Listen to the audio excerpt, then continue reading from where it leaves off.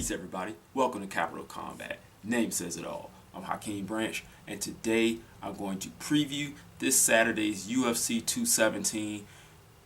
That is a triple title fight card, which also has a very fascinating match at welterweight between Stephen Thompson and Jorge Masvidal. Now, as far as the title matches, which I'm going to go into as far as breakdowns and predictions, we've got Rose Namajunas challenging Joanna Jędrzejczyk for the female strawweight title. We have Cody Garbrandt defending his title against TJ Dillashaw. And we have Michael Bisping defending the middleweight crown against George St. Pierre, returning from a 4-year hiatus from mixed martial arts. So we got a lot of good action to break down. And I'm going to start with the first fight I mentioned, which is the women's strawweight title fight. Now, if you are unfamiliar with the champ, Joanna, get familiar. This woman is a buzzsaw. And she comes with mean intentions and will tear your face up. She's probably the best female striker in all of the UFC, including both the other divisions, the flyweight and the bantamweight, and now the featherweight. She has ruled the division with an iron fist, leaving a bloody mess of women in her wake. Now, the challenger, Rose Namajunas, brings possibly a new wrinkle to what we've seen so far against Joanna. Most of the ladies have tried to just get in on her, try to take her down, and see if her ground game has some deficiencies. And from what we've seen so far, that has been an exercise in futility. She has excellent spacing, she knows her range, and she will eat you up from where she needs to be at all times. Now, Namajunas is a very unorthodox striker. She likes to cut angles, she likes to do strikes that you normally wouldn't see in MMA. And for the most part, they've thrown off most of her opponents. I'm not sure if that's going to happen with the champ. She's seen pretty much everything that you can see so far in the octagon, and she's passed every test with flying colors. Wrestlers, jiu-jitsu aces, fellow strikers, well-rounded fighters like Claudia Gadelha. She has beaten them all, and like I said, each of them left the cage wearing a crimson mask. This woman is a surgeon with her punches. She's deadly with her kicks, and she will pile up the points until either your face can't take it anymore or you just get worn out from being hit so often, because her cardio is incredible as well. She sets a very high work rate, and if you're coming at her, you're coming through a lot of fire to get there. So I'm going to take the champ in this one, and I'm thinking maybe a 4th round stoppage due to, like I said, damage done to the face of Namajunas over the course of the fight. So let's move on to the next title fight, in which we have a grudge match between Team Alpha Male standout Cody Garbrandt and former Team Alpha Male standout TJ Dillashaw, who now trains in another camp. Lots of bad blood between these guys, a lot of history. If you guys watch The Ultimate Fighter, they went through that a lot on 2 separate seasons. So catch up on that stuff, because I want to get into the tactics and the combat rather than the drama. So, in Dillashaw, we have a very well-rounded fighter who is probably a lot more complete than the champ, Cody Garbrandt. But the same could be said of Dominic Cruz. And we saw what happened to him. Both guys, on paper, and when you look at as far as like the eyeball test, both guys look to be better fighters than Cody Garbrandt. But There's a difference between looking the part and executing the part.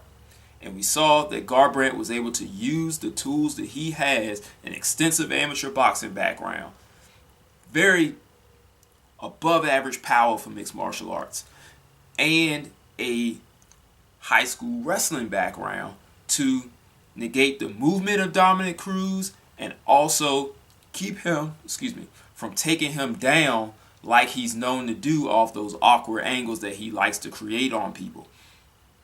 So he was able to take a commanding decision against probably the best bantamweight that the UFC has seen thus far. So in this one against Dillashaw, he's facing someone who's very, very similar. They both move very similar. They strike. I would say TJ's a little bit crisper of a striker than Cruz, but not as crisp as Garbrandt. So we have a lot of very good variables that are at play here that you can see as this fight unfolds. This one I see going the distance, and I see it being very tight, kind of like the Cruz and Garbrandt fight previously. We know Garbrandt's coming off of an injury. Dillashaw's been waiting patiently to get this shot, and he's going to come out hot. He's going to try and test to see how Garbrandt has recovered from this injury, see if he's still 100%, and possibly wear him out. But Garbrandt has shown good cardio, something that Dillashaw is very, very adept in as well. So like I said, this will be another high energy, high excitement fight that you can still see from a cerebral standpoint that a lot of things are going on. You're going to have to watch a lot of angles in this one. You're going to have to watch a lot of range, positioning, feints. This is going to be a high-paced thinking man's fight, high-paced chess. So I think that you're going to love this. As far as a pick, I think I'm going to go with the champ on this one because like I said, he just knows how to implement what he does well in regards to negating what his opponents do well and excelling and coming out with the victory. Up until the Cruz fight, he had knocked out everybody he had fought in the UFC, and he showed against Cruz that he has enough power to gain your respect.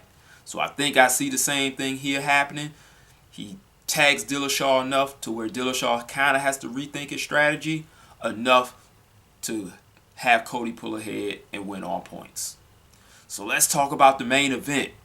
We've got one of the best, if not the best welterweight in UFC history in Georges St. Pierre, moving up to middleweight because he has not fought in 4 years after a controversial win over Johnny Hendricks. He relinquished his titles right afterwards.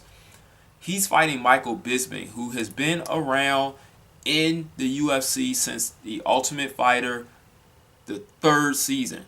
So he's been around since about 2006. This man has been around the block a few times and I believe has more wins than anybody else in the company. I'm going to have to look that up and just make sure of that. But he has been around for a while. And Bisping is the type of guy who will outwork you. He has tremendous cardio. He throws a lot of strikes. And he likes to give you awkward angles. Just like a lot of the people you're going to see on the undercard. So you're just going to see the size of the competitors increase. But the skill level is going to stay the same. That is the beauty of this card right here. So Bisping, he's not known to submit guys. He's not really known to knock out guys outside of, the Luke Rockhold knockout where he, took advantage of Luke Rockhold sleeping, and more power to him. But he's not known as a guy that's going to get out there, hurt you, and finish you. Like I said, he's going to outwork you. He's going to outpace you. And he's going against somebody in St. Pierre who's very, very accurate. He's very selective in what he does. He also has good defense, but has his senses dulled since not being at that top level in the octagon for so long. I think he's got a good opponent in Bisping to test himself. He's not really going against one of those young killers like a Robert Whittaker or Yoel Romero or Jacare. He's going against someone who's a little bit older, who is probably on his way out as well, but is still good enough to give him a stern test to see where he belongs in this division, or if he even does. Because if he has trouble with Bisping, he's definitely going to have trouble with some of those other guys coming up. So this one will be a little bit slower paced than the other two title fights because of the style of St. Pierre. Unless Bisping can really get in his face from the outset and really push the pace and try to tire George. Maybe get a little physical with him, use his body weight and his size to wear down on George, get some good cage pressure going on there, maybe a few takedowns, but George has very good takedown defense, and he's excellent at taking people down himself and mixing up his attacks so you don't know when those takedowns are coming. Does he still have that sharpness? Does he still have that awareness? Does he still have that respect that the opponents gave him of not knowing what he was going to do? These are the questions that we have going into this fight. So on this one, I'm not really sure which way I'm going to go. Sometimes I'm leaning towards Bisping. Sometimes I'm leaning towards St. Pierre. I'm not sure on this one. I think if he pull my leg, I'm going to go with Bisping. I think he can pull it out. He can make his big money fight, and he'll probably ride off into the sunset after this one. Go on, be a commentator full time, and enjoy his reign going out at the top of the sport the way everyone dreams that they can do it. But he's going to have a tough go of it against St. Pierre, because St. Pierre is going to land some shots. St. Pierre is going to get some takedowns. And the question is, can Bisping get back up afterwards? Like I said, there's a lot of question marks going into this one, and a lot of them on the St. Pierre side. So let's see how it ends up.